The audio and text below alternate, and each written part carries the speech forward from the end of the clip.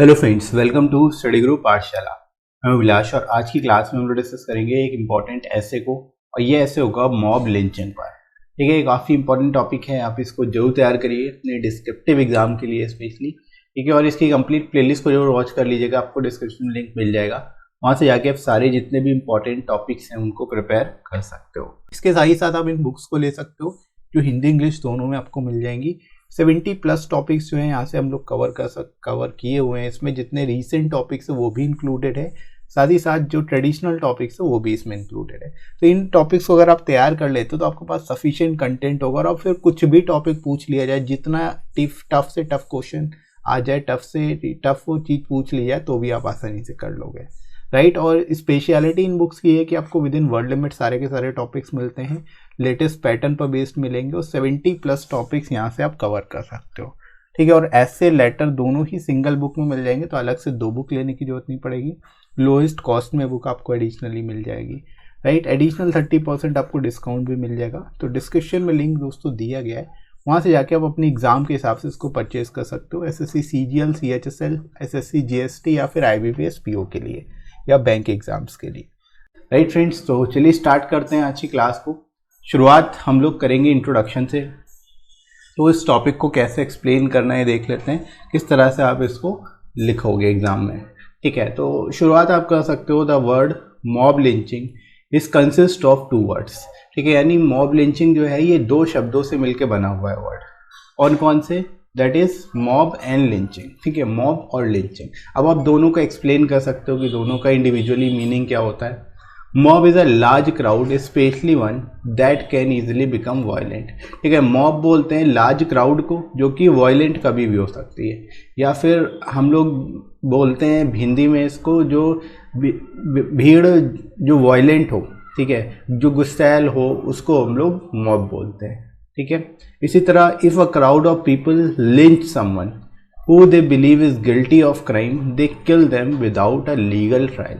ठीक है, यानी कि अगर कोई लिंच का मतलब क्या होता है, अगर क्राउड लिंच करती है इसका मतलब क्या होता है कि वो किसी पर्सन को गिल्टी समझती है किसी क्राइम के लिए, और उनको बिना किसी लीगल ट्रायल के, बिना किसी मुकदमे के उनको मार देती है, किल कर देती है। इसको ही बेसिकली हम लोग मॉब लिंचिंग बोलते हैं, राइट। तो यहाँ से आप एक्सप्लेन कर सकते हो बेसिकली मीनिंग क्या है मॉब लिंचिंग की और इसका मतलब क्या होता है। ठीक है, यानी जब भीड़ द्वारा किसी व्यक्ति को मार दिया जाए तो उसको मॉब लिंचिंग बोलते हैं, और बिना किसी लीगल ट्रायल के, कोई किसी तरह का मुकदमा ना चलाया जाए, right. This mob lynching is a kind of killing by a crowd on the basis of some fake news और रिलीजियस फैनेटिज्म। ठीक है, यानी कि आप ये कह सकते हो कि मॉब लिंचिंग क्या है, काइंड ऑफ किलिंग है, क्राउड के द्वारा किलिंग है। ठीक है, और किस बेसिस पे? किसी फेक न्यूज़ पर या फिर रिलीजियस फैनेटिज्म पे। ठीक है, फेक न्यूज़ के कारण भी किलिंग हो सकती है और रिलीजियस फैनेटिज्म के कारण भी होती है, right. It has become a threat to our society nowadays. आप कह सकते हो कि जो मॉब लिंचिंग है एक तरह से हमारी सोसाइटी के लिए थ्रेट सा बन गया है, क्योंकि आए दिन इस तरह के केसेस सुनने में मिलते रहते हैं, राइट। तो इस तरह से आप शुरुआत कर सकते हो इंट्रोडक्शन में, इस टॉपिक को इस तरह से लिख लोगे। ठीक है फ्रेंड्स, तो आई होप यहाँ तक आप लोगों को अच्छे से समझ आ गया होगा इस टॉपिक को कैसे शुरुआत करनी है, इंट्रोडक्शन में कैसे लिखोगे। अब मूव करते हैं हम लोग फ्रेंड्स बॉडी सेक्शन में।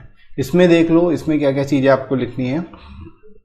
The main causes that led to mob lynching is the absence of awareness and proper understanding among the masses। ठीक है, यानी जो मेन कॉज होता है जिसकी वजह से मॉब लिंचिंग होती है वो क्या है? अवेयरनेस, लोगों में अवेयरनेस नहीं है, एब्सेंस ऑफ अवेयरनेस। ठीक है, and proper understanding among the masses, और लोगों में प्रॉपर अंडरस्टैंडिंग नहीं होती किसी चीज़ को लेकर के, राइट, जिसकी वजह से इस तरह की घटनाएं सामने आती हैं, राइट। तो यहाँ पर मेन कॉजेज आप बता सकते हो, लोगों में जागरूकता नहीं है, प्रॉपर तरीके से किसी भी फेक न्यूज़ पर विश्वास कर लेते हैं, और प्रॉपर अंडरस्टैंडिंग नहीं है उनके अंदर, राइट।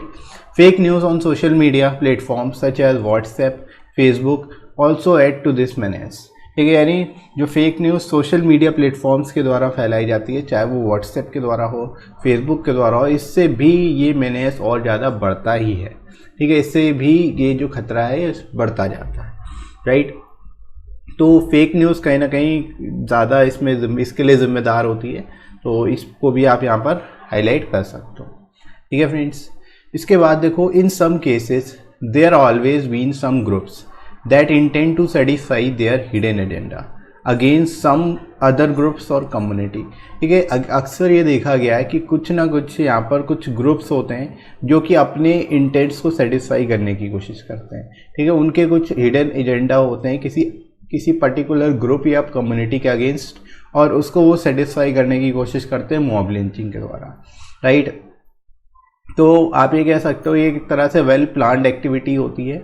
राइट, तो किसी को बेसिकली भीड़ को भड़का दिया जाता है किसी पर्टिकुलर पर्सन या किसी पर्टिकुलर ग्रुप या कम्युनिटी के अगेंस्ट। राइट, तो इस तरह से आप इसको भी यहाँ पर बता सकते हो। इसके बाद आगे मूव करते हैं हम लोग।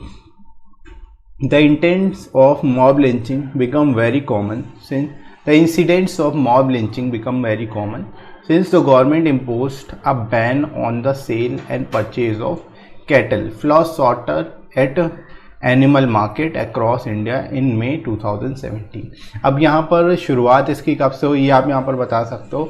जो इंसिडेंट्स थे मॉब लिंचिंग के वो कॉमन हुए, बहुत ज़्यादा सामने आने लगे।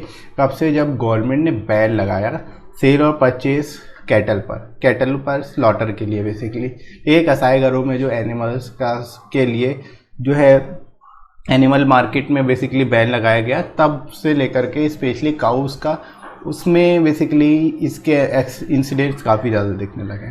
ठीक, और ये कब लगाया गया, मई 2017 में। उसके बाद इसको हालांकि हटा भी दिया गया, though the Supreme Court suspended the ban on the sale of cattle in its judgment in July 2017। Right, यानी सुप्रीम कोर्ट ने जो बैन लगाया था उसको हटा भी दिया जुलाई 2017। The states where beef is the primary food, there was a rise in attacks and dozens of innocent Muslims were killed। ठीक है, आप यहाँ पर वो बता सकते हो, हाईलाइट कर सकते हो कि उन स्टेट्स में जहाँ पर बीफ जो है प्राइमरी फूड है, उन जगह पर उन स्टेट्स में स्पेशली अटैक्स किए गए और उन मुस्लिम्स पर अटैक किए गए और कई सारे इनोसेंट मुस्लिम्स को मार भी दिया गया इसी चक्कर में। Right, rumours about child lifters also ignited mob violence. ठीक है, रूमर्स जो है चाइल्ड लिफ्टर्स की, ये भी इससे भी मॉब वायलेंस काफ़ी ज़्यादा बड़ा है, इसकी वजह से मॉब लिंचिंग हुई। राइट, तो ये सभी मेन कारण थे जिसकी वजह से जो है मॉब लिंचिंग कॉमन रही है। राइट, तो इनको आप यहाँ पर बता सकते हो, लिख सकते हो इनके बारे में। इसके बाद हम लोग मूव करते हैं आगे। As the technology is prove to be boon for mankind but some people spread rumors and fake news leading to assault and death of people। ठीक है, यानी कि जो टेक्नोलॉजी है वो एक तरह से बून साबित हुई है हम सभी के लिए, आशीर्वाद साबित हुई है पूरी मैनकाइंड के लिए। लेकिन कुछ लोग इसमें को र्यूमर्स फैला के और फेक न्यूज़ की वजह से असॉल्ट और डेथ का कारण भी बन चुकी है। ठीक है, कुछ लोगों के फेक न्यूज़ के कारण जो है यहाँ पर लोगों की मौत भी हुई है। Right, now the mob lynching has become a social menace. ठीक है, जो मॉब लिंचिंग है वो एक तरह से सोशल मेनेस हो गया, सामाजिक खतरा बन गया है। Therefore the government should come with the law to deal with it. ठीक है, यानी गवर्नमेंट को इसके अगेंस्ट लॉ लेके आना चाहिए और इससे डील करना चाहिए। ठीक है, प्रॉपर स्ट्रिक्ट लॉ बनाने चाहिए, क्योंकि अभी तक इसके अगेंस्ट कोई प्रॉपर लॉ नहीं बने हैं। इस वजह से मॉब लिंचिंग की एक्टिविटीज़ जो है देखने को मिल रही हैं बार बार।